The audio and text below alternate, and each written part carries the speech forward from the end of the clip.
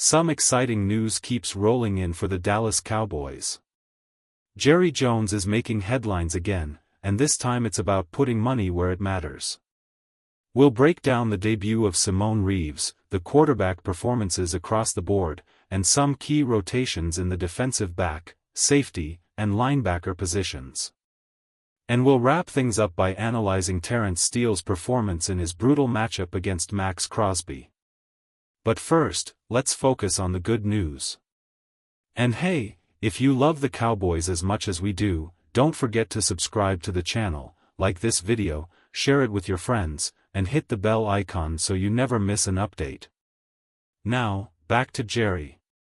On Tuesday, he spoke about paying core players like CeeDee Lamb, George Pickens, the defensive tackles, and others. When asked if the team could afford it all, Jerry's answer was simple: yes. And he means it. With the Cowboys' salary cap flexibility, they have room to restructure contracts and retain key talent without breaking the bank. Of course, this doesn't mean the Cowboys will chase every free agent. Decisions will have to be made regarding players like Kenny Clark, Osa Odigizua, Quinnen Williams, or even whether to let a defensive tackle go. Historically, the Cowboys have balanced keeping talent with strategic acquisitions, and this offseason won't be any different. It's worth noting that many teams are taking a similar approach.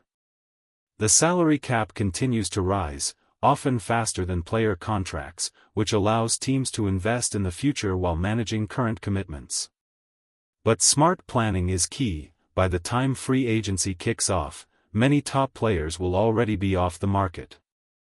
So, here's the question for you: where does your trust in the Dallas Cowboys front office stand right now? On a scale of 1 to 10, how confident are you in the decisions being made behind the scenes? Now let's talk about one of the standout debuts from this past Monday's game, Simone Reaves. In my opinion, it was a solid first performance for the Dallas Cowboys. Reaves played 19 snaps, with all but one coming in coverage. And he held his own. He wasn't beat much at all. On 2 targets, he allowed just 1 catch for 4 yards and committed only 1 penalty. Overall, a very strong showing. Jerry Jones called his performance promising, and I agree. There were even a few moments where Reaves followed a tight end inside, showing his versatility. That's the kind of instinct and awareness coaches love to see.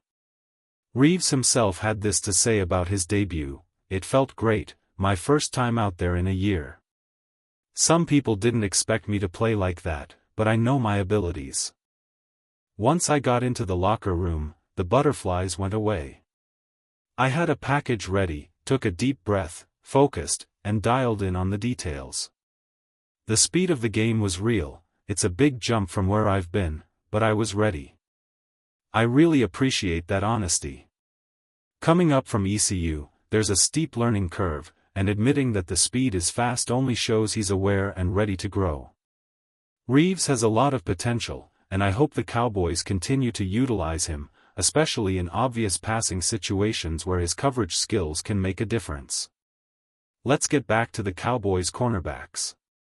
We already highlighted Simone Reaves, but Kalen Carson and Dante Bland also had strong showings, though it's worth noting they were facing a Raiders passing group that wasn't particularly challenging.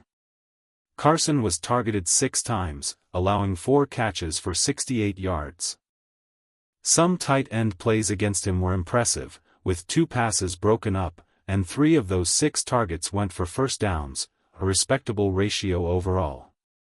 Bland, on the other hand, had arguably his best game of the season. Outside of a pick 6, he was solid across 9 targets against receivers, running backs, and tight ends, allowing just 4 catches for 34 yards. He matched pass breakups with first downs allowed, meaning on 9 throws toward him, only 2 resulted in first downs. That's an excellent success rate for a corner. Here's a look at how the Cowboys managed their cornerback snaps. Carson played nearly every snap, while Bland was briefly rotated out toward the end. Reddy Stewart saw 22 snaps in the nickel during less obvious passing downs. Reaves took most of the snaps on clear passing situations, lining up outside with Carson, while Bland moved to nickel at times. Notably, Kyle Collins didn't play, and Triquan was a scratch. When it comes to passing downs, the most effective combination seems clear: Reaves and Carson on the outside with Bland in the nickel. On early downs, Stewart might take the nickel spot, but in passing situations, the Reaves-Carson-Bland trio gives the Cowboys their best chance to succeed. I'm curious to see how much they continue to ramp up Reaves' playing time, likely increasing gradually depending on matchups. Should he start? Drop your thoughts in the comments. Moving to linebackers and safeties, the Cowboys were rotating heavily, much more than usual. Around 20 to 22 defensive players saw the field against the Raiders, with only one player staying on every snap. For the safeties, Donovan Wilson played 48 snaps, and Malik Cooker saw 44, showing that Dallas is committed to keeping players fresh while maintaining a strong defensive presence. Maris Bell saw more action than I expected, logging 27 snaps and even snagging an interception. While Pro Football Focus didn't grade him highly for that play, credit really goes to Kenneth Murray for making the impact. It was still a heads-up moment for Bell, being in the right place at the right time. This wasn't a game where safeties were getting burned deep or giving up big plays. Donovan Wilson and the rest of the secondary communicated well, kept assignments tight, and limited explosive plays. For example, Geno Smith completed only one throw over 20 yards, and the rest were largely contained under 15 yards. Overall, the safeties and cornerbacks made life difficult for opposing receivers. The Cowboys' linebacker rotation was significant as well. Kenneth Murray started, but Logan Wilson also saw 34 snaps, DeMarcus over 31, and Shamar James 26. Murray had a strong game, arguably one of his better ones this season, and perhaps the defensive line's stellar performance made his job easier. Both Murray and Wilson carried the green dot responsibilities at different times, managing the defense and setting up rotations with Over and James. Murray made the splash play of the game by tipping a pass over the middle into Maris Bell's hands. Wilson had a less favorable moment, getting a bit slow in open space against Geno Smith, which allowed a completion. Neither performance was bad, they simply highlight the different strengths and limitations of the linebackers. Looking ahead to the Eagles, it's a balancing act. You don't want Wilson in open space against Jalen Waddle, but Murray can struggle against play action. The Cowboys may lean on Over and James in certain packages, but the green dot responsibilities and overall rotations remain the key challenge for the linebacker group right now. The adjustments the Cowboys are making show they're committed to getting the most out of their defensive core.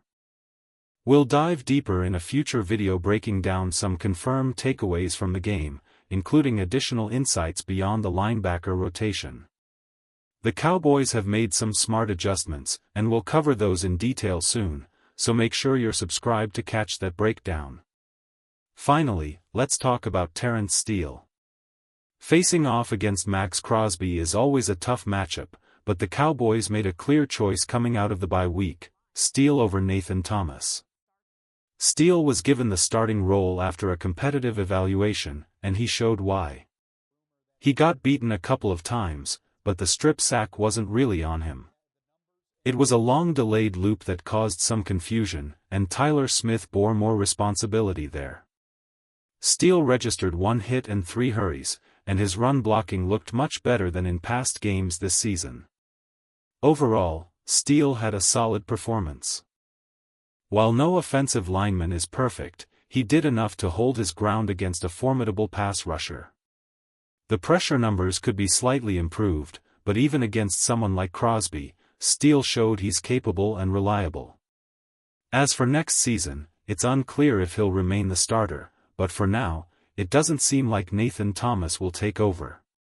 We'll see how things evolve in the weeks ahead.